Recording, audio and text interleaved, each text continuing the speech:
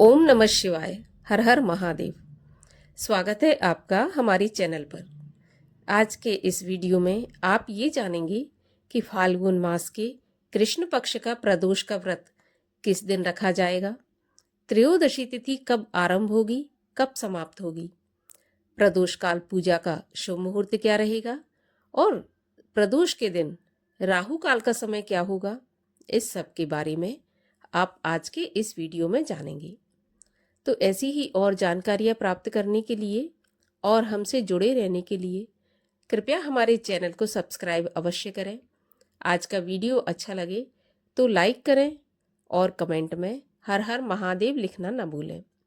तो चलिए शुरू करते हैं आज का वीडियो।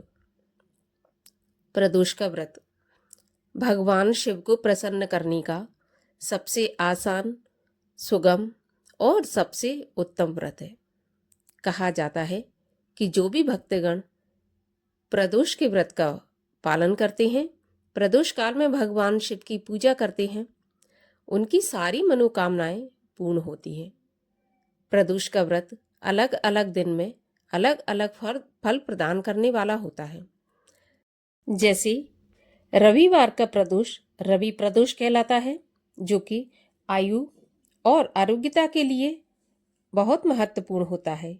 जो भी बीमारी से ग्रसित हैं उनको रविवार के प्रदोष का व्रत अवश्य करना चाहिए।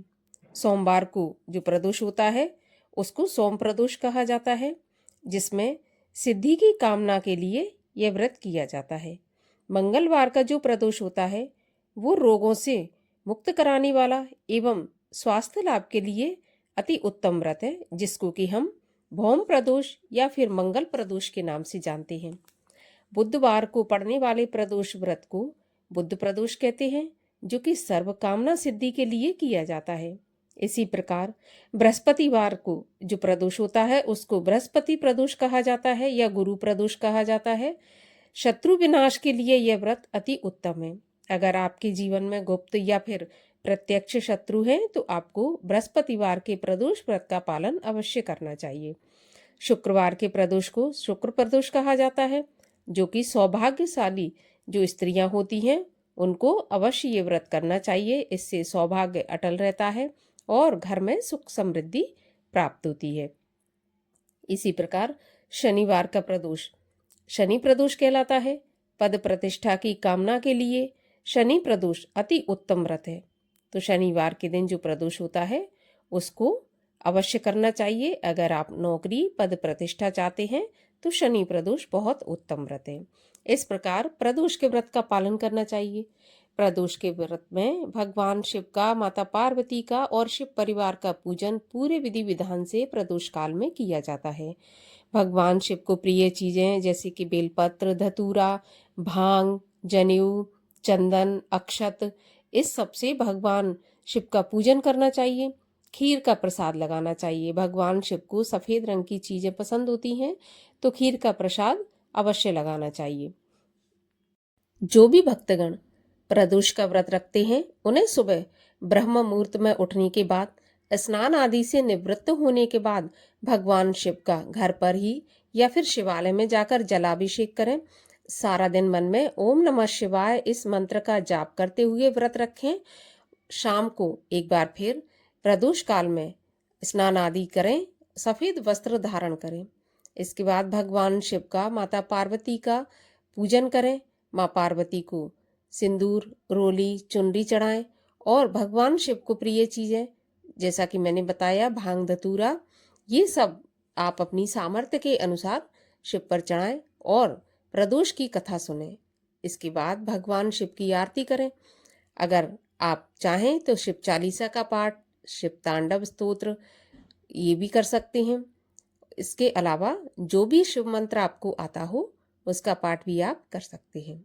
इस प्रकार प्रदोष के व्रत का पालन करना चाहिए और अगले दिन आपको अपने व्रत का पारण करना चाहिए।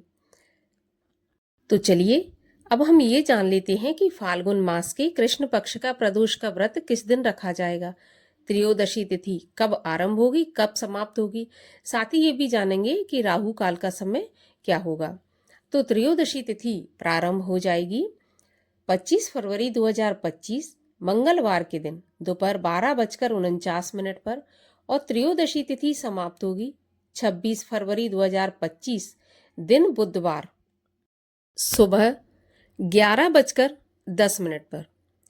तो उदया तिथि के अनुसार और प्रदोष काल के समय के अनुसार प्रदोष का जो व्रत है 25 फरवरी 2025 दिन मंगलवार के दिन रखा जाएगा, जो कि भौम प्रदोष कहलाएगा।